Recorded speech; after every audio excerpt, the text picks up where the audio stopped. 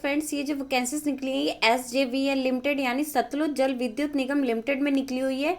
यहाँ पे उन्होंने दे रखे है जो नोटिफिकेशन है ये अप्रेंटिसशिप ट्रेनिंग के लिए, और इसकी जो लास्ट डेट रहेगी अप्लाई करने की वो आपकी 31 मार्च 2022 है। यहाँ पे लिखे कि जो उत्तराखंड के डोमोसाइल है जिन कैंडिडेट के पास, यानी जो उत्तराखंड के निवासी हैं वही इसके लिए अप्लाई कर सकते हैं, वही इसके लिए एलिजिबल कैंडिडेट है। और उनको जो है 1 ईयर की जो है अप्रेंटिसशिप ट्रेनिंग होगी under the apprenticeship act 1961।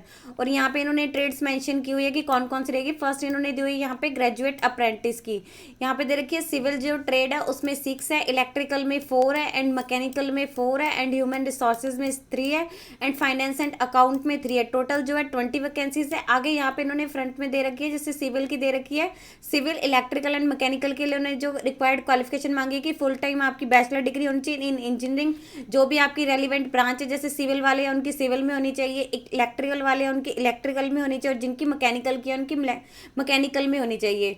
Then यहाँ पे नेक्स्ट दे रखे ह्यूमन रिसोर्सेज की जो है ग्रेजुएट होनी चाहिए विद आपका 2 इयर्स का फुल टाइम MBA होनी चाहिए किसी भी रिकॉग्नाइज्ड यूनिवर्सिटी से या इंस्टीट्यूट से, स्पेशलाइजेशन इन HR में होनी चाहिए आपकी। देन नेक्स्ट दे रखिए फाइनेंस एंड अकाउंट के लिए मांगी है कि ग्रेजुएशन होनी चाहिए प्लस आपका जो है 2 ईयर का फुल टाइम MBA होनी चाहिए किसी भी रिकॉग्नाइज्ड यूनिवर्सिटी या इंस्टीट्यूट से होनी चाहिए विद आपकी जो स्पेशलाइजेशन है इन फाइनेंस में होनी चाहिए। अगर आप HR के लिए कर रहे हैं तो HR में स्पेशलाइजेशन होनी चाहिए, अगर आप फाइनेंस में कर रहे हैं तो आपकी फाइनेंस में होनी चाहिए। देन नेक्स्ट इन्होंने दे रखी है टेक्नीशियन अप्रेंटिसशिप की, तो आपने यहाँ पे देख लेना है, जैसे ये ग्रेजुएट की है, ये टेक्नीशियन की है यानी डिप्लोमा वालों की है। यहाँ पे जो टोटल इन्होंने दे रखी है 20 वैकेंसीज है। यहाँ पे भी इन्होंने कैटेगरी वाइज दे रखी है, सिविल की 12 है, इलेक्ट्रिकल की 3 है, मैकेनिकल की 3 है, IT की जो है 2 है। यहाँ पे इन्होंने क्या इसके रिक्वायरमेंट क्वालिफिकेशन मांगी लिखा कि फुल टाइम पॉलिटेक्निकल डिप्लोमा होना चाहिए इन engineering and technology in relevant branch. वो आपका जैसे कि आप सिविल के लिए कर रहे हैं तो सिविल में होना चाहिए, अगर आप इलेक्ट्रिकल के लिए कर रहे हैं तो इलेक्ट्रिकल में होना चाहिए, अगर आप मैकेनिकल के लिए कर रहे हैं तो मैकेनिकल में होना चाहिए, अगर आप IT में कर रहे हैं तो IT में होना चाहिए, किसी भी रिकॉग्नाइज्ड यूनिवर्सिटी या इंस्टीट्यूट से होना चाहिए, board of technical education of state से।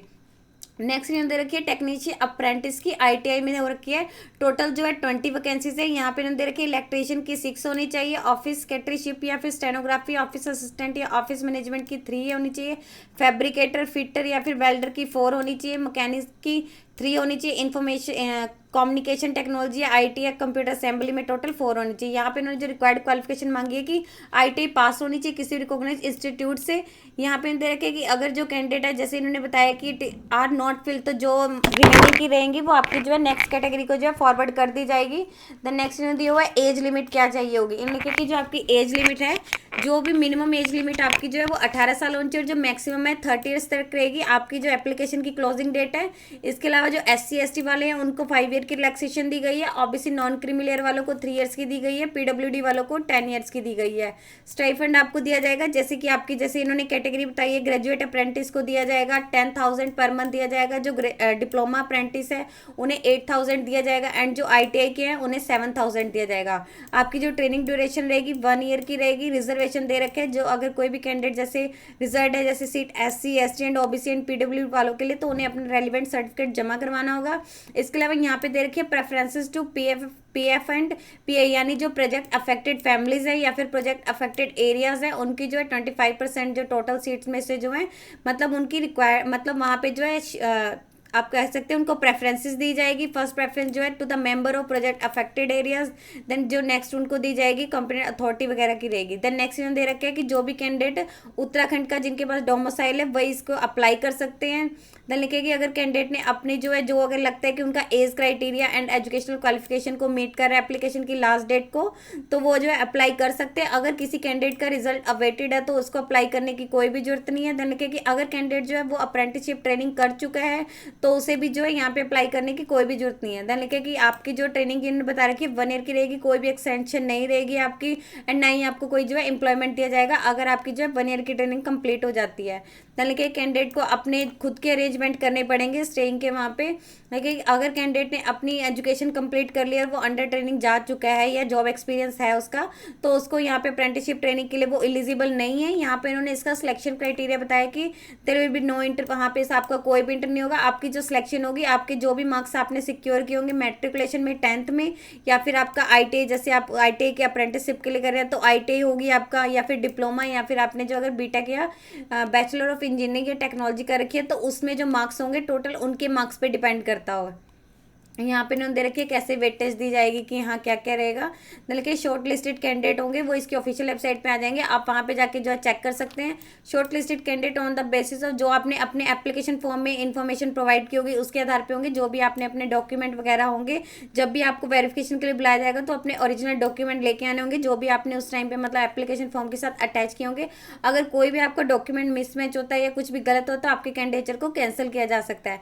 देन अप्लाई करने कैसे करना है, तो कैंडिडेट ने लिखा है कि सबसे पहले आपको यहाँ पे ऑफिशियल वेबसाइट यहाँ पे जो है उसके करियर सेक्शन में जाना होगा। नो अदर मीन, वहाँ पे जाके आपको जो है ऑनलाइन अप्लाई करना है, कोई अदर मोड या कोई अदर मीन से आप अप्लाई नहीं कर सकते हैं। रजिस्ट्रेशन करने से पहले कैंडिडेट के पास इन्होंने लिखा है कि कुछ जरूरी चीज़ें यहाँ पे ध्यान लीजिएगा। एक, उनके पास ईमेल आईडी होनी चाहिए, मोबाइल नंबर होना चाहिए जो उन्होंने अपने 1 ईयर की मतलब उसके दौरान ऑन रखना है। इसके अलावा उनकी जो पर्सनल डिटेल्स है एंड एजुकेशनल क्वालिफिकेशन डिटेल्स वो उनके पास होनी चाहिए, और एक डेबिट कार्ड या क्रेडिट कार्ड या फिर इंटरनेट बैंकिंग डिटेल्स होनी चाहिए जो उन्होंने एप्लीकेशन फीस अपनी पे करनी है 100 रुपीज़ की उसके रिगार्डिंग। और जो SC ST एंड PWD वाले हैं उनको कोई भी फीस पे नहीं करनी है, और आपको जो फीस पे करनी है ऑनलाइन रिक्वायरमेंट पोर्टल पे ही करनी है। अगर आपने एक बार फीस पे कर दिया तो उसे किसी भी सर्कमस्टांसिस में जो है रिफंड नहीं किया जा सकता। देन लिखे कैंडिडेट को अपनी जो है एक लेटेस्ट पासपोर्ट साइज फोटोग्राफ भी अपने पास रखनी है, और अपने जो मतलब सिग्नेचर है वो भी आपने डिजिटल फॉर्मेट में रखनी है, JPG फॉर्मेट में होनी चाहिए, JPG या फिर JPEG जिसका साइज है 500 KB से कम होना चाहिए। एप्लीकेशन फॉर्म के साथ आपने मतलब लगाने होंगे। यहाँ पे दे रखे एक latest passport size photo as well as signature की। देन इसके लेके कैंडिडेट को अपने जो भी मतलब देख लेना है कि हाँ वो जो भी डॉक्यूमेंट वगैरह वहाँ पे लगा रहा है, जहाँ पे सिग्नेचर है वहाँ पे सिग्नेचर वगैरह, अगर कुछ भी ऐसा मिसमैच हो रहा है या कुछ उनकी इनकम्प्लीट हो रही है या उनका एप्लीकेशन नॉन सबमिशन हो रहा है तो या फिर डिले हो रही है तो इसके लिए जो है कैंडिडेट रिस्पॉन्सिबल होगा। यहाँ पे इन्होंने इसके इंपॉर्टेंट डेट्स दे रखे हैं, आपके जो ऑनलाइन रजिस्ट्रेशन के इंपॉर्टेंट फर्स्ट दे रखे हैं, स्टार्ट हो चुके हैं। इसकी जो लास्ट डेट रहेगी 31 मार्च 2022 है। तो यहाँ पे इन्होंने दे रखी है, आप इसकी ऑफिशियल वेबसाइट से जाके जो है कैरियर सेक्शन में जाएंगे, वहां जाके आप अप्लाई कर सकते हैं। यदि आपको इससे रिलेटेड और अधिक जानकारी चाहिए तो आप इसकी ऑफिशियल वेबसाइट पर जाकर चेक कर सकते हैं, जिसका लिंक मैं आपको डिस्क्रिप्शन बॉक्स में डाल दूंगी। यदि आपकी इस वीडियो से रिलेटेड कोई भी क्वेरी है तो आप हमें कमेंट सेक्शन में लिख के बता सकते हैं। वीडियो अच्छी लगी हो तो प्लीज लाइक एंड शेयर। इस तरह के और इन्फॉर्मेटिव वीडियोज को देखने के लिए आप हमारे यूट्यूब चैनल को सब्सक्राइब कीजिए।